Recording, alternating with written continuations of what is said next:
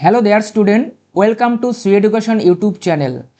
2018 সালে lady constable মেন্সের যে পরীক্ষা হয়েছিল সেই পরীক্ষার কিছু গুরুত্বপূর্ণ অঙ্ক নিয়ে আমাদের পার্ট 1 ভিডিও। চলো দেখে নেই সেই পার্ট 1 ভিডিওর অঙ্কগুলি। দেখো 1 নম্বর অঙ্কটিতে কি বলেছে, এক ব্যক্তি 3 মাসে যা উপার্জন করেন 4 মাসে তা খরচ করেন, তার মাসিক আয় 1000 টাকা হলে বাৎসরিক সঞ্চয়ের পরিমাণ কত? ঠিক আছে, কি বলেছে, এক ব্যক্তি উপার্জন করেন, উপার্জন, চলো লিখি উপার্জন আর খরচ, এই দুটো রিলেশন এখানে। এক ব্যক্তি 3 মাসে যা উপার্জন করেন 4 মাসে তা খরচ করেন, মানে 3 মাসের টাকা দিয়ে তিনি 4 মাস চালান, তার টার্গেট কি? 12 মাস চালানো। ঠিক আছে, তার টার্গেট কি? এই 12 মাস চালানো। তাহলে আমরা কি দেখতে পাইছি, 4 মাস যে খরচ চালান 3 মাসের টাকা দিয়ে, তাহলে 12 মাস খরচ চালাবে কয় মাসের টাকা দিয়ে সেটা দেখি। প্রথমে দেখো 4 থেকে 12 হতে গেলে 3 দ্বারা গুণ। ঠিক আছে, ঠিক একইভাবে আমরা এখানেও 3 দ্বারা গুণ করব, কত হচ্ছে? 9 মাস। তার মানে বুঝছি আমরা এখানে যে তিনি 12 মাস যে খরচ চালাবেন ক মাসের টাকা দিয়ে? 9 মাসের টাকা দিয়ে। তিনি কিন্তু বেতন পান 12 মাসের টাকা, তাহলে বেতন পাবেন 12 মাসের টাকা, প্রত্যেক মাসে কি 1000 টাকা করে বেতন পান। ঠিক আছে, কিন্তু এই 12 মাস সংসার চালাবে তিনি 9 মাসের টাকা দিয়ে, তাহলে 3 মাস কিন্তু তাকে খরচ করতে হচ্ছে না, কিন্তু 3 মাস কিন্তু তাকে কোনো খরচা করতে হচ্ছে না, 9 মাসের টাকা দিয়ে তিনি 12 মাস চালাচ্ছেন, তাহলে 3 মাসের টাকা কিন্তু তিনি সেভিংস বা সঞ্চয় করবেন। তাহলে মাসে 1000 টাকা, তাহলে তিনি 3 মাসে 3000 টাকা সঞ্চয় করবেন। তাহলে আমাদের সঠিক উত্তরটি হবে ডি নাম্বার। চলো পরবর্তী অঙ্কটি দেখে নেই। কি বলেছে, এ একটি কাজ 10 দিনে, বি সেই কাজ 15 দিনে করতে পারে, সি এর সাহায্যে তারা 5 দিনে কাজটি সম্পন্ন করলো। যদি কাজটির জন্য তারা এত টাকা পেয়ে থাকে তবে বি এর কত টাকা পেয়েছিল? আমরা জানি কেউ যদি কাজ করে সে কত টাকা পাবে সেটা নির্ভর করবে তার এফিসিয়েন্সি বা দৈনিক কয়দিন কাজ করেছে, তার দক্ষতার উপর। চলো ফার্স্ট আমরা এখানে তার দক্ষতাটা বের করে নিই। কি বলেছে, এ 10 দিনে, বি 15 দিনে এবং সি এর সাহায্যে, মানে কি এ বি এবং সি, এ বি একসাথে কাজ করবে এবং সিকে হেল্প নিবে। তাহলে 5 দিনে তারা কাজটা করতে পারেন। একা করলে 10 দিন, বি একা করলে 15 দিন, এ বি সি 3 জনে একসাথে করলে 5 দিনে করবে। আমরা এলসিএম মেথডে করি, তাহলে আমাদের দেখো 10, 15, 5-এর এলসিএম কত হচ্ছে? 30। তাহলে আমরা বুঝতে পারলাম টোটাল কাজটা হচ্ছে 30টি কাজ, টোটাল 30টি কাজ রয়েছে। এটা ডে, এটা দৈনিক তাদের কাজটা বের হয় আমরা জানি। মানে এ 10 দিনে 30টি কাজ করে, এ 10 দিনে যদি 30টি কাজ করে তাহলে একদিনে কি করবে? 3টি কাজ করবে। এবং বি 15 দিনে 30টা কাজ করে, তাহলে একদিনে করে কটি কাজ? 2টি কাজ। এবং এ বি সি 5 দিনে করে 30টি কাজ, তাহলে এ বি সি 3 জন মিলে দিনে কাজ করবে 6টি। তাহলে আমরা এখানে কি দেখতে পেলাম যে এ বি সি যে 3 জন রয়েছে, 3 জনের মধ্যে এর এফিসিয়েন্সি কত? 3, মানে দৈনিক 3টা কাজ করে। বি দৈনিক কটা কাজ করে? 2টি কাজ করে। দেখো এবিসি যখন কাজ করে একসাথে দিনে 6টা কাজ করে, সেখানে 3টি আর 2টি 5টা কাজ হচ্ছে এ বির, তাহলে বাকিটি হচ্ছে কার কাজ? দৈনিক সি এর কাজ। তাহলে সি দৈনিক কটি কাজ করে? 1টি কাজ করে। এখন দেখো তাদের এই দক্ষতা এফিসিয়েন্সি এই অনুযায়ী তারা বেতন পাবে কিন্তু, হ্যাঁ কি না? তাহলে দেখো, তাহলে তারা যে এই যে মোট যে পেয়েছে এত টাকা, কত? 8,790 টাকা। এই দক্ষতার ভিত্তিতে কিন্তু টাকাটা কিন্তু ভাগ হবে। ঠিক আছে, এবং দক্ষতার ভিত্তিতেই কিন্তু আমরা প্রফিটটা গ্রহণ করি, আমরা জানি। তাহলে তাদের মোট দক্ষতা কত হচ্ছে? 6। তাহলে আমরা এটা হচ্ছে কি এই অনুযায়ী, তাহলে আমরা এটা হচ্ছে দক্ষতাটা, এটা মোট দক্ষতা, 3 জনের দক্ষতা। ঠিক আছে, এই অনুযায়ী কিন্তু এই টাকাটা ভাগ হবে কিন্তু। তাহলে এখানে হচ্ছে মোট টাকাটা, এটাও মোট টাকাটা। তাহলে আমরা বলতে পারি 6 ইকুয়াল টু কত, 8790। তাহলে ওয়ানের ভ্যালু কত হচ্ছে দেখো, 6কে 6 করে 1465 পেয়ে গেলাম আমরা ভাগ করে। তাহলে দেখো আমরা কি জানি, একের ভ্যালু পেয়ে যাওয়ার পর রেশিও মেথড আমাদের কোনো চিন্তা নেই, আমাদের যা প্রয়োজন তার সাথে একের ভ্যালু গুণ করব। আমাদের বের করতে বলছে বি কত টাকা পেয়েছিল, তাহলে বি এর দক্ষতা কত 2, সেই অনুযায়ী সে পেমেন্ট পাবে। তাহলে 1 ইকাল টু এত হলে 2 ইকাল টু কত, 2 এর সাথে আমরা কি গুণ করব, 1465 গুণ করব, কত পাই দেখো, দেখো 5 দুগুণি 10, 0, 6 দুগুণি 12, 3, দেখো লাস্ট 2 ডিজিট 30 পেয়ে গেলাম, এবং 30 দিয়ে লাস্টে একটাই অপশন আছে, তাহলে এটি সঠিক উত্তর। আশা করি বুঝতে পেরেছো। চলো পরবর্তী অঙ্কে আমরা চলে যাই।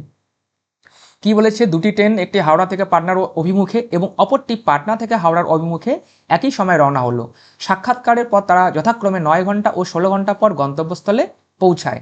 ট্রেন দুটির বেগের অনুপাত কত? দেখো এই একটি কমন অঙ্ক যেটা আমরা বিভিন্ন সময় করে থাকি। কি বলেছে অঙ্কটা দেখো, হাওড়া একটি জায়গা, আর একটি জায়গা কি পাটনা। একটি ট্রেন হাওড়া থেকে পাটনার দিকে যাচ্ছে এবং একটি ট্রেন পাটনা থেকে হাওড়ার অভিমুখে যাচ্ছে। মনে করি আমরা এই মুখে তাদের সাক্ষাৎ হলো। যেটি হাওড়া থেকে পাটনা যাচ্ছে এইখানে সাক্ষাৎ করার পর তার পাটনা পৌঁছাতে লাগলো 9 ঘন্টা, ঠিক আছে। আর যেই ট্রেনটি পাটনা থেকে হাওড়া যাচ্ছে সাক্ষাতের পর পৌঁছাতে লাগলো কত, 16 ঘন্টা লাগলো। তাহলে বলছে তাদের ট্রেন দুটির বেগের অনুপাত কত, মানে প্রথম ট্রেন স্পিড 1 স্পিড 2, বেগের অনুপাত কত। প্রথম ট্রেনটি কত 9 ঘন্টা, দ্বিতীয় ট্রেনটি 16 ঘন্টা। তাহলে এই একটি অঙ্ক, কমন অঙ্ক আমরা জানি, যা টাইম দেওয়া থাকবে রেশিওর অনুপাত তার অপোজিটটা হবে এবং কি তার বর্গমূল হবে। কেমন ব্যাপারটা, স্পিডের বর্গমূল বের করব।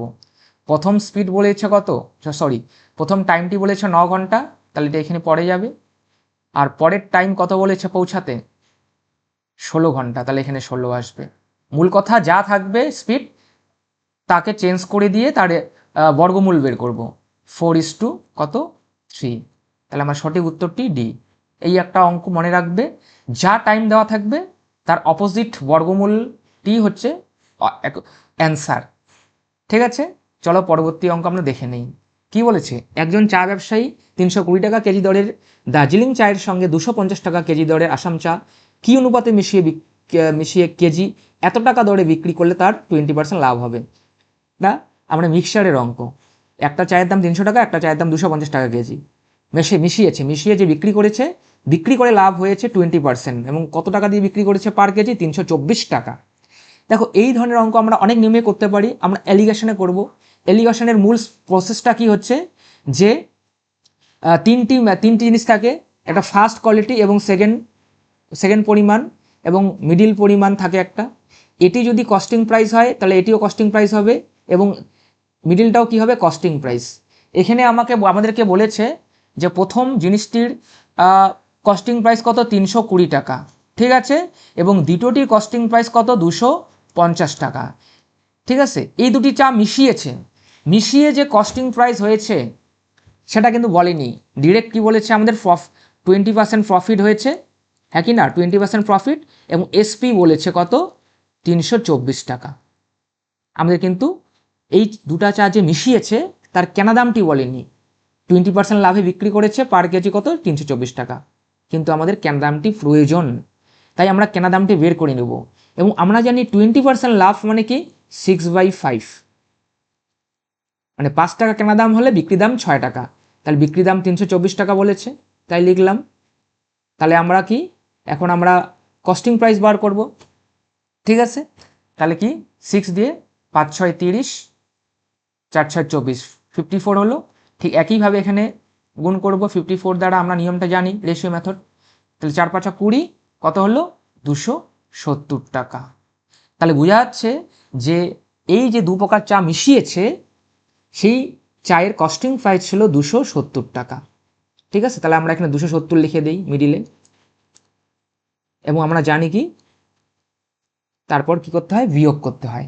250 থেকে 270 বিয়োগ করলে কত থাকে, 20 থাকে, এবং 320 থেকে 270 বিয়োগ করলে কত থাকে, থাকে হলো 50।